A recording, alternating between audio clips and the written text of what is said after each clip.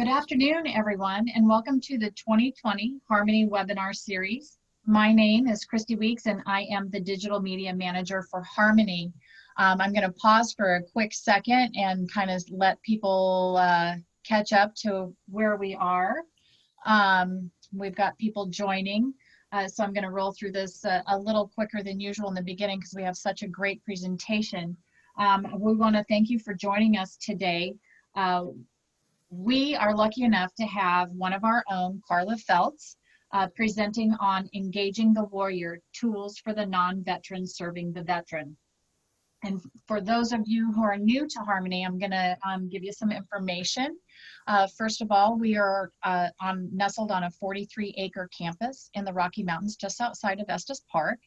We are a residential rehab that offers comprehensive treatment for adults and their family members. We are, again, a long-term recovery program from alcohol and other drugs. We have been we've been in business for 50 years treating addiction, and we have fostered a generation of long-term recovery who supports our clients and families for a lifetime. Our staff at all levels of the organization work together to create a community of recovery support. We have about 70 beds for our residential treatment program, and we just recently added an IOP program. So if you are looking for more information on that, you will be able to find that and a bunch of other information at www.harmonyfoundationinc.com. If you have any questions you want answered, please feel free to reach out to our admissions staff at 866-686-7867. We do have several protocols in place to address the COVID-19 pandemic. These are all listed on our website as well. So if you have any questions, you can reach out to Gina Thorne. She is our Chief Marketing Officer, gthorne@harmonyfoundationinc.com. A few housekeeping rules I want to roll over so we understand that this webinar is being recorded. So it will be available. I will provide you that information. There will be a survey offered to you at the end of this webinar. Please take a few minutes to fill it out. It will help us keep on top of providing topics for you that you want to hear about. Your certificate will be sent via email. If you don't receive it by the end of day on Friday, July 31st, please reach out to me, but I do ask that you give me a couple days to make sure I have all the correct information and everybody is ready to go. If you have any questions at all, you can reach me at cweeks@harmonyfoundationinc.com. And I do want to mention that if you registered with your email, but are joining us via your phone, please let me know. Send me an email to this email so I can make sure you get your certificate in a timely manner. So today I am introducing to you Carla Feltz. She is one of our counselors, and she earned her Master's of Social Work and Clinical Mental Health, Military Social Work from the University of Southern California, and her Bachelor's of Social Work from Colorado State University. She is credentialed in the state of Colorado as a licensed social worker and has worked with individuals, couples, and families impacted by substance abuse and addiction since 1997.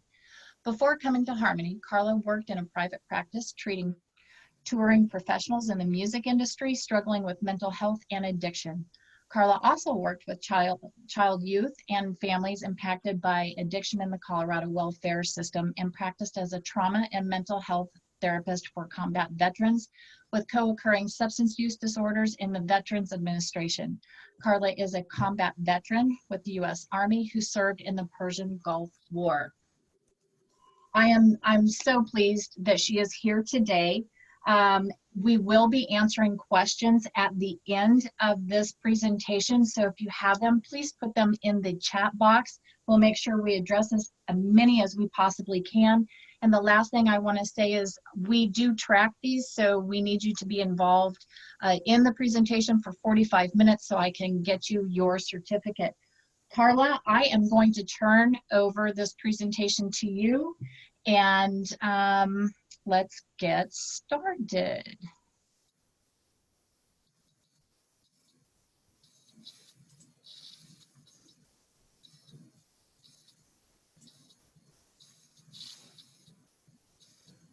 All right, should be able to share your screen. There we go. Good afternoon, everybody, or good morning, depending on what coast you're on. Thanks for coming today. My name is Carla, and I work here at Harmony. I've been up here for on and off since 2015, and I'm just really pleased for you guys to be here today. Today, what we're going to be doing is, for me to advance my slide, there we go, is we're going to be going over a little bit about veterans for those of you that are not a veteran, although probably there may be a few of you that are veterans that have decided to join us here today. But what we want to do is learn demographically who the U.S. veteran is and understand warrior ethos and other key aspects of the military culture, things that help shape the veteran that you might be serving, and how to use this knowledge to better understand various treatment needs and better engage with the veteran in your practice. Understanding the importance of express neutrality of the provider on a social and political views, especially in these times where our country seems to be so polarized in many ways, how we can keep our neutrality in check for our transference and countertransference, working with our veterans. And then gain more information on local and federal VA resources to serve veterans in your area. So I would like to start out with this quote. This came from President Harry S. Truman in 1945, shortly after President Roosevelt passed away.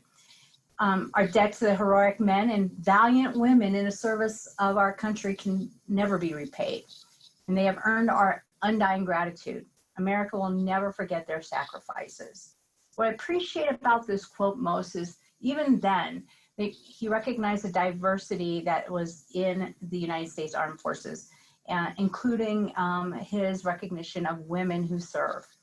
And ever since World War II, military culture has really dominated general culture and has been the gateway to many changes and a catalyst for change. So, who qualifies as a veteran is a good question. Basically, people who have served in any of the 5 branches of the armed forces, whether that's Army, Air Force, Marines, Navy, and or Coast Guard. They could be discharged or retired. They may have served active duty, or they may have even been in the Reserve and National Guard in certain circumstances, mostly if they've served at least 6 months or 180 days and have been called into federal service. They can be in time of war or peacetime. They can be mobilized stateside or deployed overseas. They can be in combat, non-combat, or just, again, served in peacetime. Now, demographics, I know this is a lot of numbers, but take a look at this if you might. There's over 20 million, or thereabouts, 20 million, and I put ish veterans because depending on the census, there can be anywhere between nearly 19 million to 21 million. Of those, 1.9 million veterans are women. Now, 45%, only 45% of eligible veterans are enrolled in the VA, and that's why it's great to reach out to community members such as yourselves, because I was working in the VA, but decided to come into the community because I was serving veterans right in my backyard and not having to be at the VA to do so. And only 65% of that 45% actually obtain services in the VA. So male veterans are more likely to be Caucasian. Female veterans are more likely to be a person of color. Vietnam was the largest cohort for male veterans, while 9/11 or post 9/11 has the largest cohort for women veterans. Interestingly enough, California, Texas, and Florida may have the largest veteran population by number, but per capita, Alaska has the highest veteran population. They actually have, for every 3 people in Alaska, 1 person is either a military member or veteran or dependent. Virginia and Montana is right behind them. And New York has the least amount per capita. Also, overall numbers of veterans are decreasing, and that's related to the majority of veterans are over 65. So those of our greatest generation and such, we're losing them. And the culture of people joining the military is starting to wane a bit. And in fact, there's about 12,000, I think, of veterans who have served both all 3 World War II, Korea, and Vietnam. Further, 11% of the nation's homeless, about 39,000, are veterans. I know there's a stereotype that most of the homeless people must be veterans, and that's not the case. Veterans have a higher post-service income and employment than civilians. And veterans also have a higher post-service education than civilians. Veterans are also more likely to get married, but they also have a higher rate of divorce. And in 2016, one study found 1 out of 4 Iraq War or OIF veterans met criteria for PTSD. While one study in 2017 found 1 in 9 veterans meet criteria for substance use disorder. Now, veterans are more likely to use and abuse alcohol than civilians, but 65% of all veterans who enter substance use disorder treatment programs report misusing alcohol the most, and that's double the civilian population. So as you know, we do treat substance use disorder here at Harmony, and we do often serve veterans who have not, are not taking services through the VA system. Related to that, cannabis use disorders in veterans increased 50% between 2002 and 2009. And 7% of substance use disorder treatment admissions were from stimulants, while 10%, which is a little bit more than the general population, of their substance use treatment was heroin. And between 2001 and 9, the amount of pain prescriptions written for active duty quadrupled, 3.8 million prescriptions.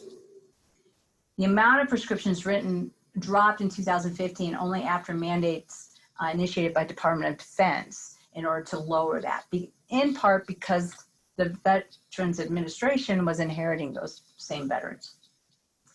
2 out of 3 veterans report pain management needs. This is an issue that culturally is over the spectrum of veterans. 9% of veterans report severe pain compared to only 6.4% in civilian. And in 2009, veterans in the Veteran Health Administration received opioid prescriptions increased to 24%. So 1 in 4 was on opioid medication. And in 2016, overdoses also increased to 21%. That's a major issue that the VA was facing. And between 2002 and 2013, 1.6 million veterans left active duty, and with 54% of them seeking mental health services. And only 12%, ironically, of the VHA budget, the Veteran Health Administration, was for mental health. So 54% of those veterans were looking for mental health, but only 12% of the budget was geared toward it. That's why they were going to the community. Another important demographic regarding veterans is traumatic brain injury. They come from blasts, falls, shrapnel, but also vehicular accidents. In recent times, between 2000 and 2019, 414,000 TBIs among U.S. service members worldwide. That's nearly 500,000. And of those, 185,000 veterans in the VA have been diagnosed with at least one TBI. To see multiple TBIs or injuries on one service member or veteran is not unusual. So how does this relate? I was looking for pictures of myself from the time I served and a few years ago. And what happened was my photo albums were lost in a move. And I've been really grieving those pictures. So I was looking on, and this picture probably best describes probably what I looked back in 1987 when I was in basic training. And I would be the blonde there in the middle, looking pretty scared, pretty young, and not knowing what to expect. So I want to give context to that, the age group of people who join the armed forces and when, because this gives credence to what we're facing when they become actual veterans. Giving context, not old enough to drink, maybe not old enough to vote or smoke, but they can go to war. And since the draft ended in 1973, the average age of recruits have increased. People can join armed forces between the ages of 17 and 35, depending on the branch. And the average age of entering is approximately age 21. Now, the median age for enlisted for across the board is 25. For officers, though, it's a little bit older, and that'd be 34. So why do we think the age of, people who join is important? Well, considerations are psychosocial development through Erickson, for those of us that have studied, psychosocial development in college or in our practice. Looking at identity versus role confusion, people are joining right when they're trying to master one of these tasks. And identity is formed so strongly around this age. Also, intimacy versus isolation in the time that a person is serving. So choosing family over being alone is often, or finding camaraderie is often a strong task that occurs in the military. So also considerations for neurocognitive brain development, prefrontal cortex still forming and developing until age 25. So executive functioning and that mood regulation, and especially that which we use in order to adjust to trauma and traumatic experiences, is not even fully formed when many of these recruits, including myself, join. So putting that in context, why is it important to understand military and veteran culture as a whole? Now, culture, many people don't think of the military as a culture or veterans as a subculture. But if you look at the definition, a set of patterns of human activity within the community or social group with symbolic structures that give significance to such activity, customs, laws, language, dress, social standards, beliefs, and traditions are examples of cultural elements. All of these things are evident in the United States military.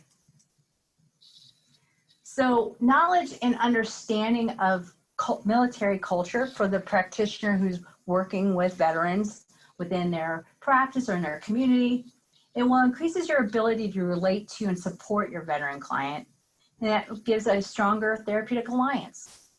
You don't have to be a veteran to treat a veteran. I had cancer in 2014, and I can tell you my oncologist didn't have to have cancer in order to help me. The strongest determinant of treatment outcome is that therapeutic alliance, and a deeper understanding of the context of mental health symptoms and conditions related to the veteran is most helpful. It also helps improve treatment planning that's informed and increase military cultural knowledge, and increases the appreciation for military service. How many of us actually, benefit from learning from our clients and our patients? Also learning about military culture includes a deeper understanding of structure of the military, such as branches and ranks, and as well as missions, ideals, and core values of culture that has been so important for your veteran client. So to learn a little bit about this is the aspects of military culture. Uniformity goes without saying. Everyone's the same. Everyone is expected to act the same or look the same. Teamwork, vital, not only in combat, but also doing everyday daily activities. Anonymity, I can never say that word, but there's a sense of we are all the same. But along with that comes camaraderie, depersonalization, not taking anything personally, but it's really for the greater good. Stoicism, expendability. If I'm not able to do my job, there's a person that's right behind me that can pick up that so that my brothers and sisters in arms will not be without. There's also a sense of loneliness due to isolation from friends and family, especially when deployed. There's definitely aspects of hard work. You work hard, play hard. Trust. You do need to trust that the person, who has your six, person that has your back. Boredom. There are downtimes. There's a lot of downtimes. When I was in Desert Storm, there was several weeks, if not a month or two of downtime waiting for the ground war to start. Orderliness and language. Definitely the military has its own language. So some comparisons of military versus civilian culture. Now, military has a collectiveness about it, where we as civilians, especially here in the United States and Western culture, we're more individualistic. So under the collective, we're tight-knit, we're cohesive. We form and move as a group and as a unit. The unit's goals are always placed ahead of one's personal goals. And in the military, one's job is profound characterization of identity among the peers. For example, I was in a Corps of Engineers before I went into behavioral health, and it was definitely its own. You were proud to say you were an engineer. You're also proud to say you were in medical. But when someone said, they called you sometimes by your job, and you had a sense of pride for what you did. In civilian, there's an emphasis on individual achievement. Self-reliance by Western standards, up by your bootstraps. And in the civilian sector, people's jobs are just what they do, not who they are. So if you're working with a veteran, asking them, what did you do, is a very, very important question and a great way to build rapport. So military versus civilian life, also trusting authority. Now, as a civilian, a person's boss only has authority over that person while they're at work. But in the military, a service member's boss or commander, they have authority all day long, as well as when they're off duty, when they're on duty, whether they're deployed, whether they're on leave. However, they are in full account at me as when I was in enlisted, I was fully accountable to my command and to my fellow soldiers. Whatever I did was a betrayal on them. Also, there's a trusting process.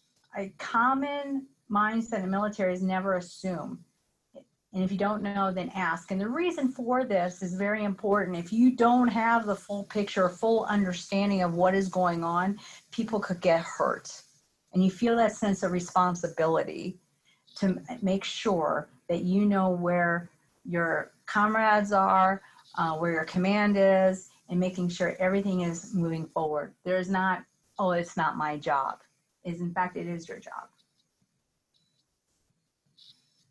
Now, there is a hierarchy in the military, the branches of that every branch has, and that's officers versus enlisted.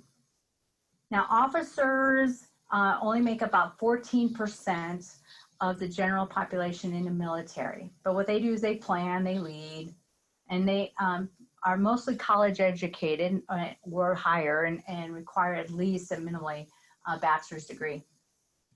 Underneath them is a bridge between the officers and the enlisted. Now those are the warrant officers. Oftentimes they come up from the enlisted ranks, but they have highly specialized experts in specific fields, specifically aviation, also logistics and motor pool and maintenance.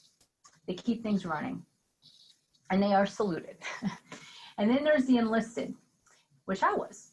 I was an E6 promotable to an E7 when I left the military in 2001.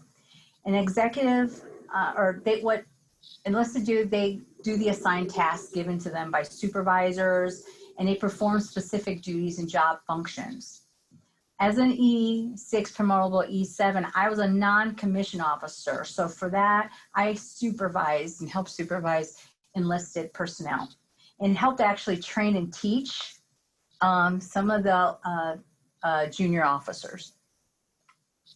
So most branches, no matter what branch it is, have a similar hierarchy. So there also, that's common among the military that your veterans probably have faced before coming to you, are adversities based on deployments and mobilizations. Now, a deployment is an actual assignment and movement overseas. That could be a deployment to a theater of combat operation or a theater of war, or it could simply be an assignment to an overseas post. A mobilization is a movement stateside, and it could be a mobilization to move anywhere in a continuous 48 states or abroad. So there are different adversities when moved. And that's what we're talking about, movements away from our home post or movements away from our families. And there's a physical and practical adversities. Those could include having physical trauma, having adverse weather conditions that we're not used to, illness, and the practicalities of just being away, changes in diet, fatigue, etc. Other adversities are emotional and mental, and that could be loneliness, that could be emotional trauma that's experienced while serving. It could be challenges with our own just emotional health and mental health that's going on related to the actions that are going around us. There's also the social and interpersonal challenges. That could be having challenges with our families not being in sync with our service, and having challenges with our military family. Our home family is having issues with our military family, if you might say. Also, there could be challenges in the relationships because of the distance. It also could be for that soldier or sailor. It could also be challenges within interpersonal effectiveness with his or her own unit or her own command. So let's talk a little bit about the different branches, as each branch has its own culture too. Before we go there, one of the things that helps drive the culture is an ethos. And an ethos is a character, a spirit, you can say, that kind of describes and defines a person or a group. And a warrior ethos, the Army warrior ethos, pretty much does a great job of describing that of the character of the United States Army. And it goes, I will always place the mission first. I will never accept defeat. I will never quit, and I will never leave a fallen comrade. That may seem very simple, but it is very deep. And I can tell you, the ethos doesn't just stop when the service member or leaves the military. I can say I've been called a workaholic at times, or I work hard because I still believe I always place the mission first. I don't give up. And if I have a coworker or someone that's struggling, I'm going to be there for them. So these aspects don't just stop necessarily at, when we take off the uniform, but carry on and can be attributes that clinicians and others can lean in toward as strengths. So the Army motto is, "This will defend." And a service member in the Army is called a soldier. And the Army values are loyalty, duty, respect, selfless service, honor, integrity, and personal courage. And its mission is to fight and win nations' wars, period. Sustain land dominance. So, and help in a spectrum of support for other branches. How that compares to the Navy, whose motto is always courageous.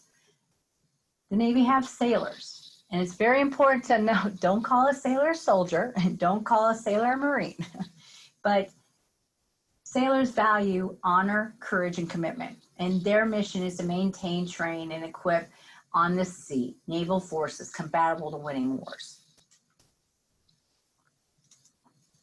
The Marine, which is an offshoot of the the Department of Navy, they have not courageous, but always faithful. And they are a Marine. They're not a soldier. They are a Marine. And they have the same values as the Navy: honor, courage, and commitment. But their mission is advanced seizure of defense, advanced naval bases, and land of operation. And they do tactics and techniques that are amphibious. So they both do land and sea.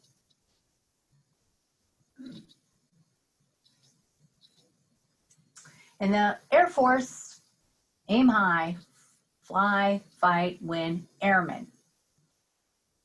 Values are integrity first, service before self, excellence in all we do. And their mission, fly, fight, win. And they cover the airspace and even cyberspace. And lastly, the Coast Guard, always ready. I like to say, and I joke, always wordy, because they have the longest mission statement of all the branches. They value honor, respect, devotion to duty, and they are responsible for the Marine aspect of protecting our territorial borders, both natural and man-made. They do maritime safety, maritime security, and maritime stewardship. But as we said, they are called a guardian. So moving on, I wanted to, have you go back and look at, when you're looking at these values, these missions, their mottos, can you see the strengths and the pride that they have carrying forward that can potentially move a veteran through adversities once they leave the service? Aspects that we can all key in on. So biases and beliefs. It's important when we're working with our veterans, if you're not a veteran or you haven't, to really keep a aspect of our own beliefs, our own biases, as we would with any other culture.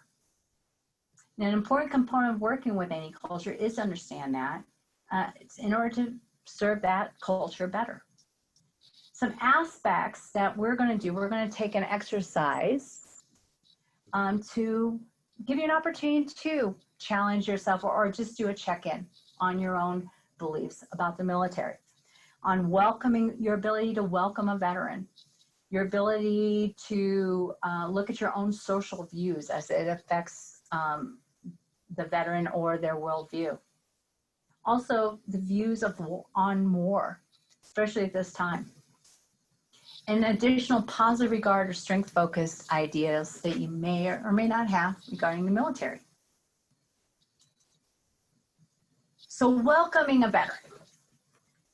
In your practice or where you work, go through these, just read these on the screen. I'll read them out loud. But any of these, just take a personal inventory of which of these are easier for you and which ones are not. Which one speaks to you and which one doesn't. Do you have a way of knowing which of your clients are veterans? Are you able to evaluate the influence of military culture for all of your veteran patients? Are you able to ask every veteran about their military deployment experiences comfortably, including combat and its aftermath? Is asking about someone's military service intrusive to you? Would you know how to respond if a veteran said you can't help because, you've never been there? What do you know? And can you easily identify with veterans and are confident you can show that you fit in and understand their culture? Something to think about.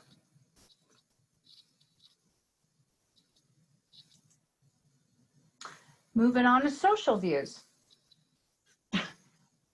People who like or are comfortable around firearms are inherently dangerous. I can't tell you how many times I have heard this to be true, that people who knew I was a veteran and knew I had guns at home were concerned, was I suicidal? Firearms themselves are not inherently dangerous or bad. Maybe you have the opposite view. Maybe by definition, someone who has killed another human will have moral or ethical issues. Is that an assumption you hold? Do people who serve in the military or law enforcement have a higher calling to serve? So do you put people that have served on a higher pedestal? Do people who go into service or law enforcement are on a power trip or lacking a need of structure? Believe it or not, my current husband thought that of military before dating me. People who go into service or law enforcement are patriotic. Is that a given or that people sometimes hold? Oops, go back. Continuing on to social views. Oh, maybe people have seen only poor people join the military as a career. So there's a sense of,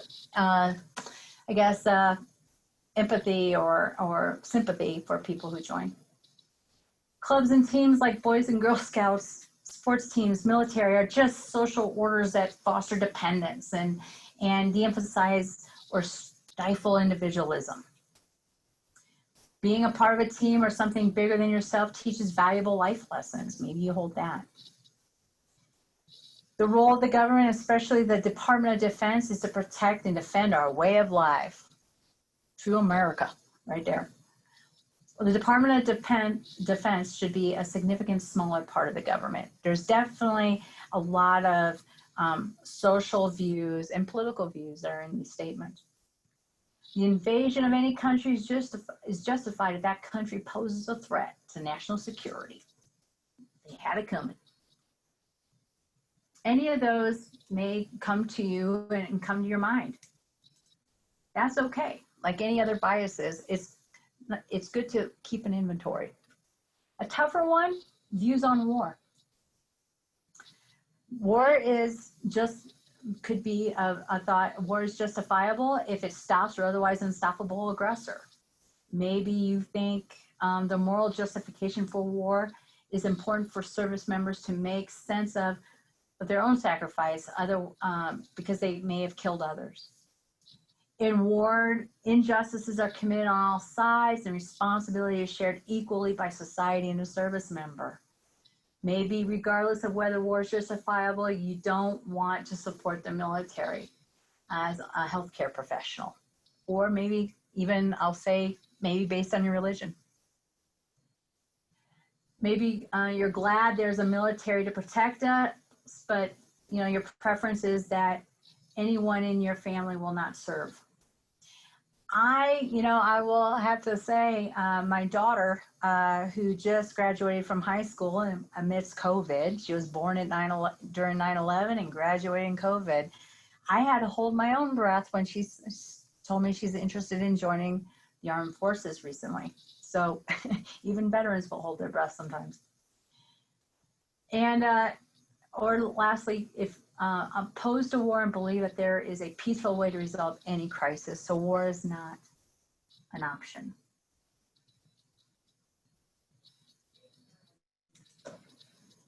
So our beliefs, there's other beliefs that you might be considering as important and related to a positive regard, potentially. Do you think military service is a good thing? Do you think all service members are rigid? Do you believe military fosters dependence on the group and everyone thinks alike? Or do you believe military members epitomize strength and courage? Do you think military families deserve pity? Or military families have to deal with terrible suffering? Maybe you just think there's not enough service providers for military members, or you be supportive if your own teenager son or daughter told you they wanted to enlist.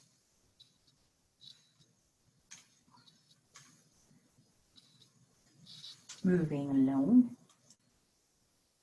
So regardless of where it is, where you are, it's important mostly to have and show neutrality. In a clinical setting, neutrality serves to increase the likelihood that a patient's moral conflicts aren't intensified by your judgments. That is hard to do. Oftentimes, veterans are talking about some very intense things that are emotional and moral. If we're able to provide neutrality, we can also provide prevent the provider's own conflicts from obstructing the issues that the patient presents with. So we get a clearer view of what's going on. Also, in any other cultural context, past service in the military can influence a person's values, beliefs. But while veterans share a culture, their individual experiences can tremendously depend on their military branch, their time and place of service, military occupation, and formative experience. So as we were talking about these things, it's not just the person was in the military, but it really is what is their whole story. Where did they come from? How old were they when they went in? Where did they serve? What did they do? Which branch did they serve in? And what happened to them before they went in? And what was their life like when they came out? All of these are very important aspects to know the person, not just as a veteran, but as an entire holistic person.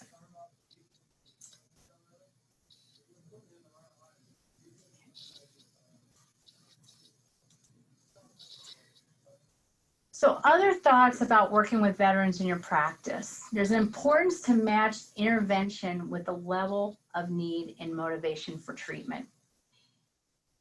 Not every vet in the VA, what we would often do and what we do here at Harmony oftentimes is educate our clients on the different modalities that are available and tapping into what they know about themselves and helping to match up an intervention that meets their specific needs, not making assumptions that based on their story what we think they need. Also, timing and coordination of treatment is important with co-occurring disorders because as we spoke, there's an importance to assess for PTSD, TBI, traumatic brain injury, and substance use disorder, as well as chronic pain. And any other co-occurring mental health conditions such as depression. Refraining from assuming any event, however challenging it seems in retrospect, necessarily produce a negative consequence. Not everything that may seem traumatic to us, it was traumatic to the veteran. I saw a lot of things when I was deployed, and many things that people assumed I had a traumatic response toward. And then when something else happened, that may have affected me differently. Because as we know, trauma is disorganized memory. And there are some things that if it makes sense to the veteran at that particular time, even if it's loss of life, that may not be traumatic. It may be for you, but not necessary for the veteran, and vice versa. But also take in consideration formative events that occurred before or after the time in service. Again, many times veterans have experienced adverse experiences growing up, and those traumas and events may have just been exacerbated when they served in the military. And we still need to attend to those other traumas and losses before they came in, not just the events of their time in service. Also recognizing they had a life when they left, and they may have experienced loss or trauma when they left the military, whether that's adjustment or other things.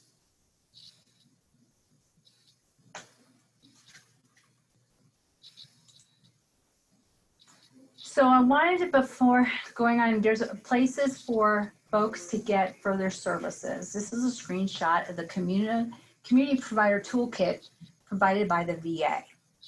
There is so many resources these days that the VA offers directly, both to community providers as well as to the veteran, that I want to make sure you're aware of this website. If you go to va.gov, not va.org, if you've ever gone to va.org by mistake, you will note that that is a nonprofit and that is not the Veterans Administration. So make sure if you're going in or typing in, you're doing va.gov. And this is a great website to go to get many of these resources and referrals for treating different aspects of TBI, mental health, trauma, as well as a list of resources that might be in your community. Additionally, as I said, there was too many resources to really print out on this PowerPoint. So what I'm offering is if folks wanted to either email me directly or Christy, I can make sure that you have a detailed list of veteran services that are through the VA and options to discuss with your local veteran administration. It's highly encouraged that folks reach out to your local VA and your PACT, P-A-C-T, social worker that's in that VA if you have a clinic or a hospital near you. And reach out as a provider. Let them know you'd like to help and serve and be a resource. Or maybe you are serving a veteran and want to collaborate with the VA. Again, as we said, the majority of veterans do not use the VA programs, yet they are there and they are free. And if we can get them to connect with their fellow warriors, just builds their community that much more. So with that, I want to leave you with this quote. So for the service member or veteran, there's a significant stigma associated not only with seeking behavioral health care, but also with seeking any medical care. This stigma, which is born out of tenets of the military culture, will not be overcome by clinical, competent, well-meaning providers who are not aware and sensitive to the nuances and impact of the military culture. And this is by Dr. William Brim, who is not a veteran, but he's the director of the Center for Developmental Psychology, or Deployment Psychology, sorry. So with that, I would leave it to see if there was any questions. I will turn to Christy to help me out there. Or any comments. Thank you so much for that, Carla. That was amazing, and I appreciate the time you took out of your day to support us. If anybody has any questions, go ahead and start typing them, and we will start with Colleen has asked, how was your experience in the military made you a better social worker? How has that? Well, I would say it's allowed me to appreciate the story of others, and also to witness firsthand the resilience and strength of others that I served with, and also that I have served personally. So seeing people overcome adversity in deep times gives you a renewed confidence in the human spirit, to be honest. And veterans by far do lean in towards strength-based approaches. We want to see solutions and we want to be working with folks that are also know what they're doing, are confident in their own skin. We're used to taking charge, and if the clinician across from us seems to be afraid of us or afraid of our story, we're going to take charge, and that's probably not what we want to do at that point. But I would say most often it has helped me and remind me of the tenacity and spirit, survival spirit of the human. Perfect. Hope that answered your question. We have another question. I am a former volunteer firefighter. While I do not want to disrespect the amazing service veterans provide, what would be the best way to apply my experience in a paramilitary organization? And I'm not understanding the question, but is that in order to help or to use this and to help themselves? I guess I wasn't understanding the question. Let's see how they respond. We'll move on to the next question, and hopefully they're still on. What interventions would you recommend for a client who has projected past trauma and is struggling with reintegrating into civilian life that is less structured and hierarchical? Well, there's different types of, depending on what the trauma is, and they're trying to adjust into civilian world. I would say group therapy, so they can understand and get also help from their peers, is strongly encouraged.